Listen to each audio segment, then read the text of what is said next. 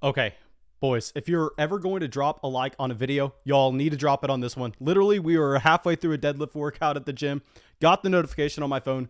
Julio Jones traded to the Tennessee Titans. Pull up the Patreon group chat. It is just scrolling with nonstop messages. So I'm like, okay, we obviously need to haul ass to address this. So we quit in the middle of the workout. No idea what I'm going to do about that. All hopped up on caffeine, almost flipped the Jeep driving back to the apartment, trying to go as fast as I could. So yeah, this is literally going to be the most instant reaction you possibly can see. I have not even seen what the official trade details are. So of course, let me go pull that up real quick. And at the end of it, I'm definitely going to go through and check the live chat to see everybody else's thoughts on what is going on here and what the fantasy implications are going to be.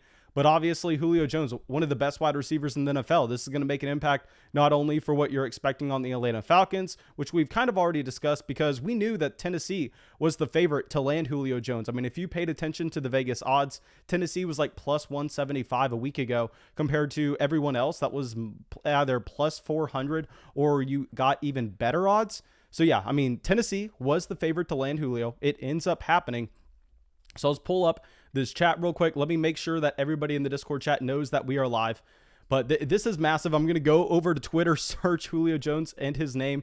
That way we can make sure that we are looking at the exact trade details and knowing what's going on. Okay, so let me send out this notification.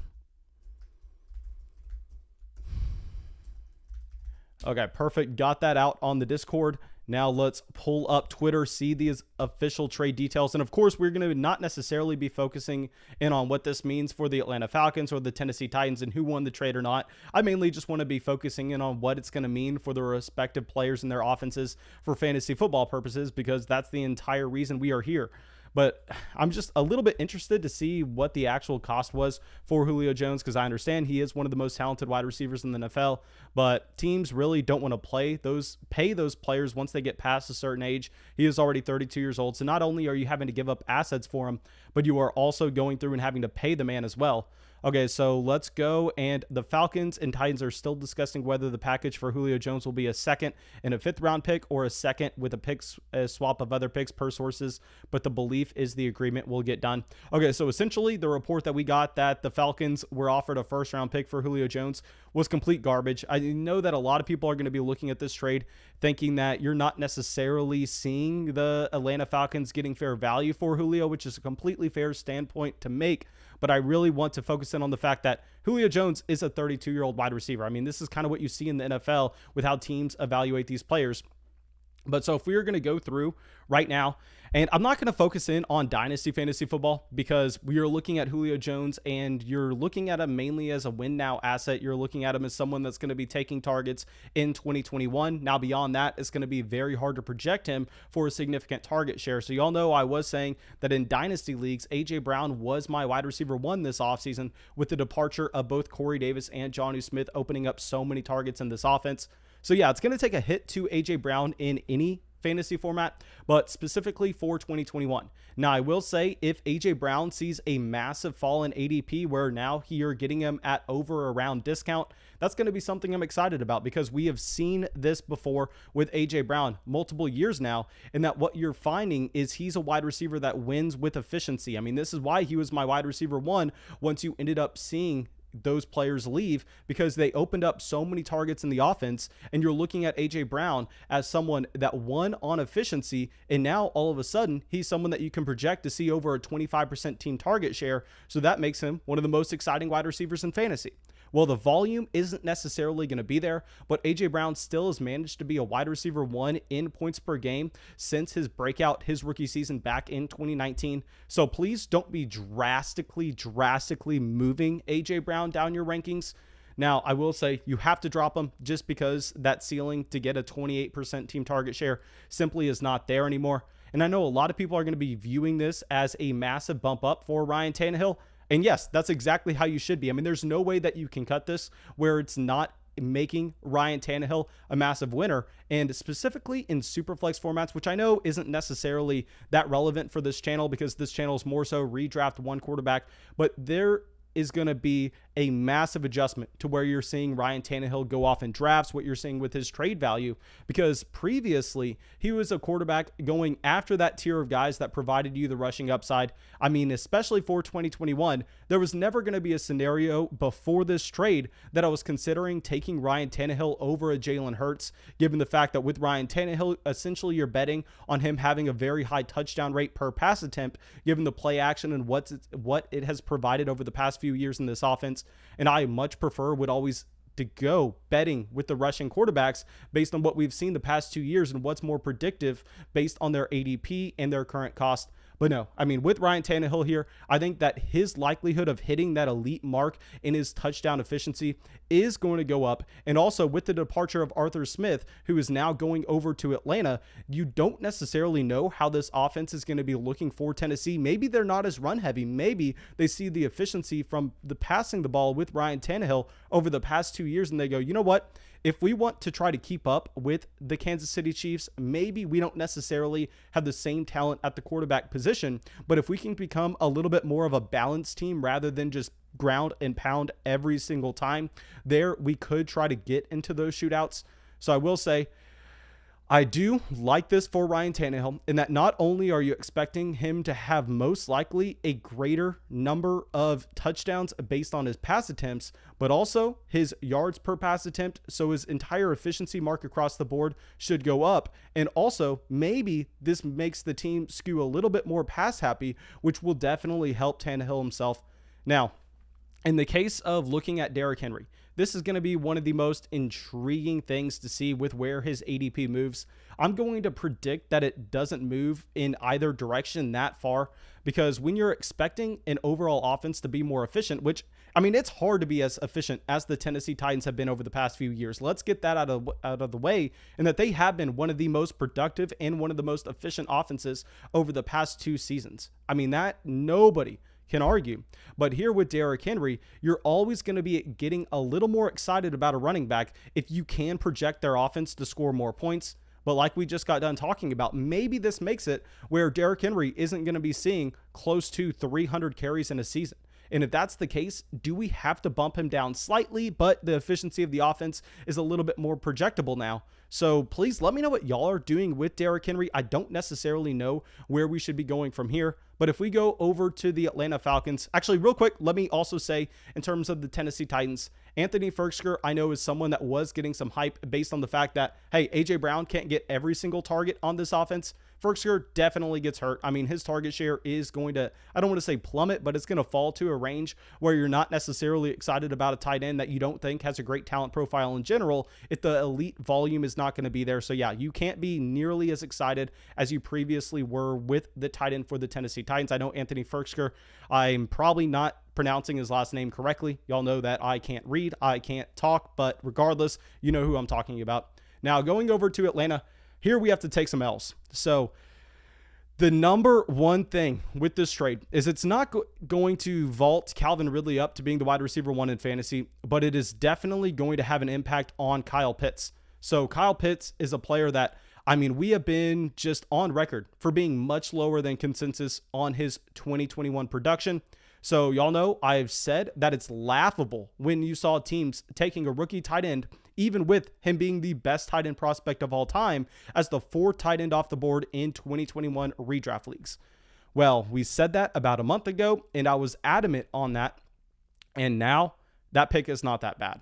Now you're going to see Kyle Pitts and his ADP continue to climb, because when you go through and you look at the amount of passing volume that you've had from the Atlanta Falcons passing offense over the past 3 seasons now I understand you have a different head coach there, so maybe it's a little bit less predictable, but nonetheless, the passing volume is going to be at such a high level. And with Kyle Pitts being that just straight up freak, I mean, obviously we have never seen anybody probably walk planet Earth outside of the guys in the NBA, of course, that look like Kyle Pitts. So he is going to have to get a bump up now that the volume is definitely a little more projectable for him. Calvin Ridley, yes, he gets a slight bump up, but you're already drafting Calvin Ridley as a wide receiver 1 regardless. We already have Calvin Ridley across so many teams, so I don't want to focus in too much on that, because it's not like, I mean, maybe you can see Calvin Ridley turn into the top wide receiver in fantasy. Maybe you can see him turn into Devontae Adams or a Michael Thomas with the amount of targets he's getting in his offense. Please let me know, but I don't think this makes a massive difference for Ridley. He was already a mid wide receiver 1. Are you going to be bumping him up to being a top 3 guy at this point? I don't know if I can do that, but please let me know if you are. Now, Matt Ryan definitely hurts Matt Ryan. Doesn't matter what the format you're playing in. I mean, if you're playing in a 2021 redraft league where you only have to start one quarterback, I mean, unless it's best ball, Matt Ryan is not draftable for me. If you're talking about traditional format with waivers where you can stream the quarterback position, Matt Ryan all of a sudden just becomes a streamer. I don't want to focus in on him too much. Russell Gage is now someone that is going to be very viable in not only best ball formats. Russell Gage is going to be an incredible wide receiver with the amount of snaps that he's going to see and how projectable his target share is, but also just traditional redraft leagues where you even have a waiver wire there. I would never be drafting a wide receiver like Russell Gage. I mean, with that talent profile and with having a waiver wire where you don't necessarily have to put the pressure on the wide receiver position, given the fact that it's very replaceable through the course of the season regardless. Historically, those wide receivers I am kind of off of. But at this point, Russell Gage is now going to be an every down player for this team. I mean, Zacchaeus, not someone I'm worried about really in that backfield. I'm sorry, not backfield, in that depth chart. There's not going to be really anyone. So Russell Gage, someone you can be excited about, but this is definitely the biggest move for Kyle Pitts. Kyle Pitts, someone we've been lower on than consensus by a lot. That was one of the hard stances we were taking this year that I said in a redraft league, we would never draft Kyle Pitts in a single draft.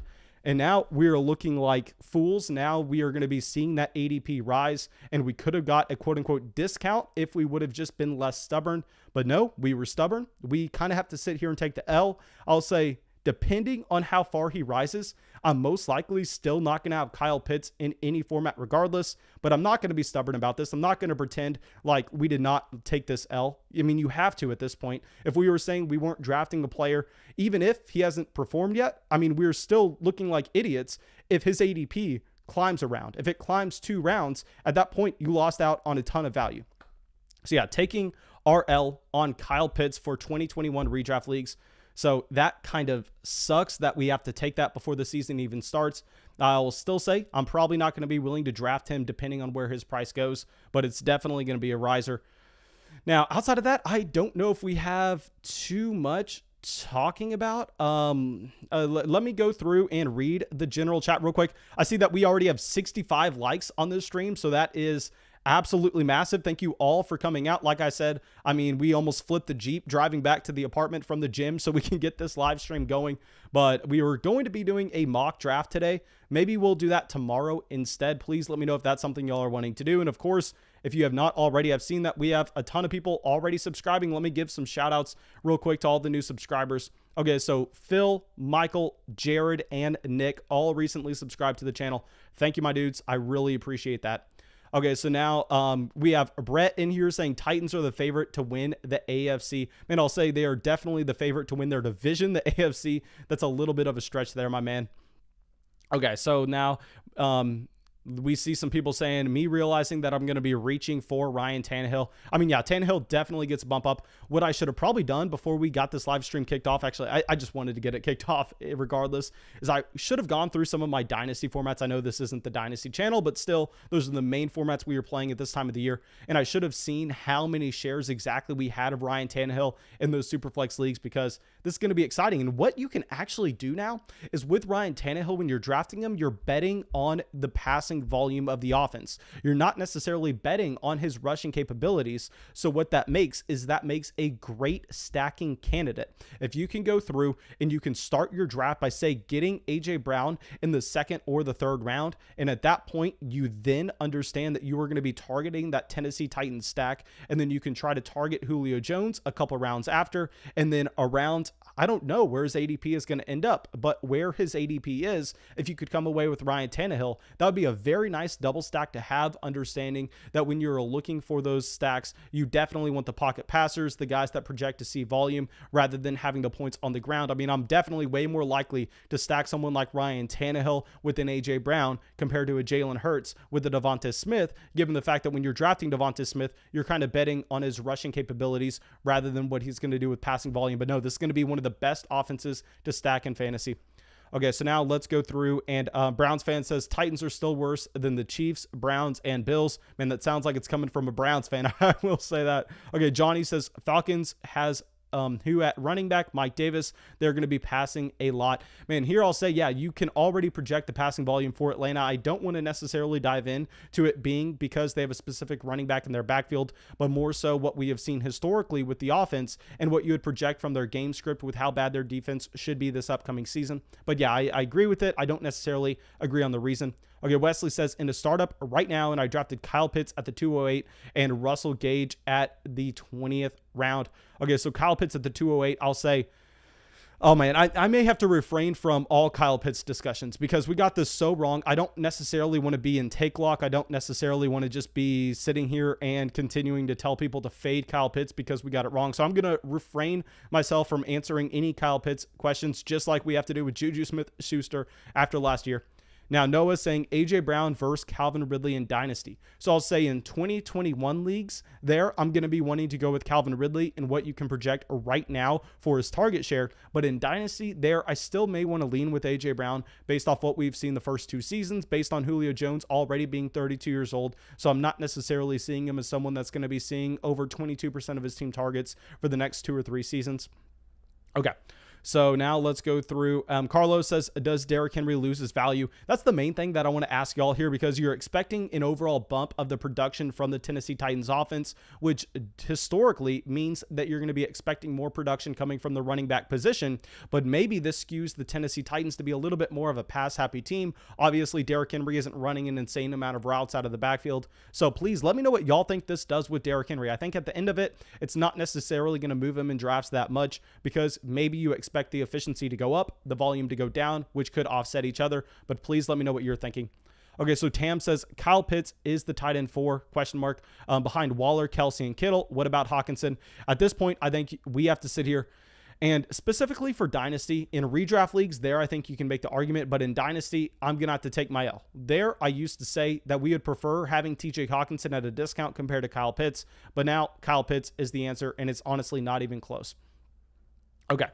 So let's go through. Steven says A.J. Brown just became attainable for a much more reasonable price finally. Yes, if you can go out there and you can draft A.J. Brown at over a round discount, like we've already said, or you can go in your dynasty formats and try to send some, I don't want to say lowball offers from A.J. Brown because we know that you're never going to be able to pull him for a lowball offer given the fact that he's a wide receiver that is a cornerstone asset. But if you can get him at a 15% discount, that's something I'm willing to do, especially if you have a rebuilding roster. Okay, so now let's go through. Dom Cost says the official trade is a 2nd and a 4th for Julio Jones and a 6th round pick. Yeah, so those reports saying that Julio was going to be going for a 1st, just completely wrong. Okay, Baskin says, I think if you liked Henry before, you should still like him. Baskin, hey man, Baskin was on the train with me that Kyle Pitts was overvalued. Baskin, please, please, please. Let me know what you're thinking about Kyle Pitts now because it's going to be very hard for me to try to say that he's overvalued at tight end 4, regardless of the format. But I know that your Twitter name is Kyle Pitts is overvalued or you're too high on Kyle Pitts, something along those lines. So please let me know what you're thinking. Okay. Armando says, what age do you think Mahomes is going to retire at? Man, why the hell am I answering that question? 40? I'm sorry, Amanda asking that question. I am so sorry. But 38, 39, 40. I have no idea. Okay, so Carlos says, okay, blah, blah, blah. Amir says, Falcons won this trade.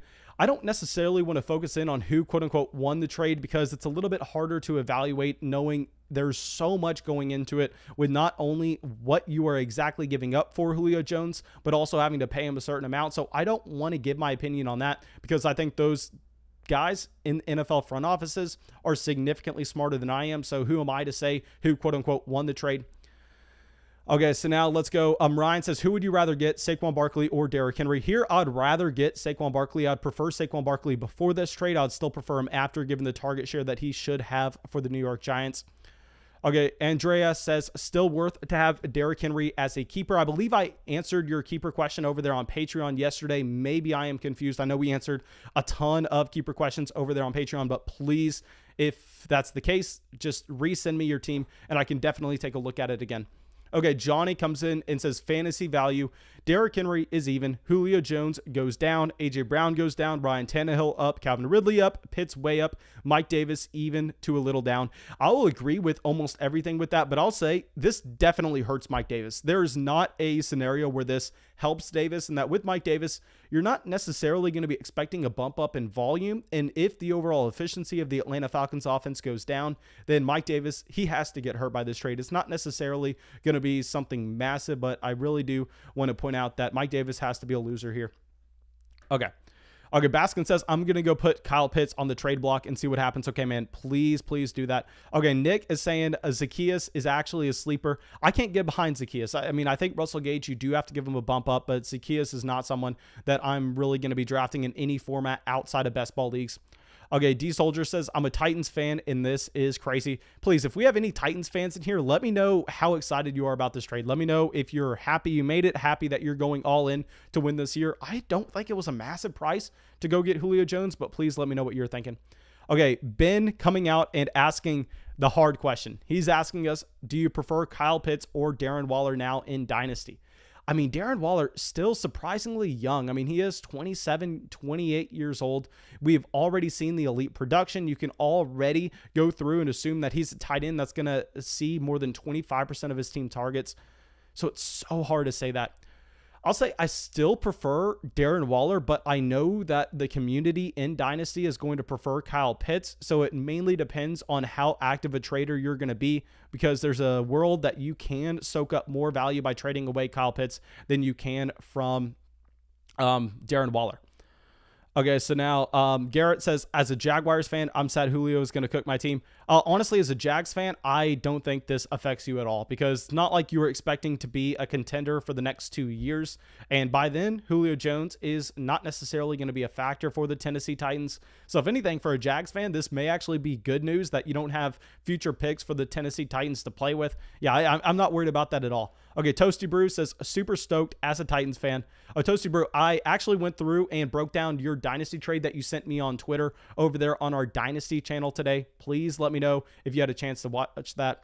But I think that may be it. I believe we covered everything. I am not going to be live streaming a mock draft now that we've done this, but I will say that if you want any more fantasy football content, if you want me to answer any more questions, break down a team, what we are going to be doing for the rest of the days, there's about 4 podcasts that I have to go through and record for me breaking down Dynasty fantasy football teams. And I would love to get some redraft, maybe best ball teams in there as well, where I break them down, grade them, talk about what I think could be improved on them given the league format. And then we upload those as podcasts, as additional content on Patreon. I believe we've uploaded like 15 extra podcasts over there on Patreon over the past 3 or 4 days. So of course, if you want more fantasy content, if you want me to take a direct look at your fantasy team and give you an in-depth personalized podcast on it, if you want draft guides, if you want to support the channel, if you want rookie rankings, it's all going to be over there. I will send that link out in the chat. And we got over 130 likes on this live stream. So that is absolutely massive. So thank you so much,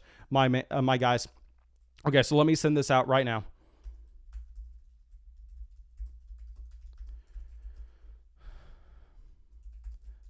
Okay, we're sending that in the general chat. I will leave it as a comment as well for the video later on.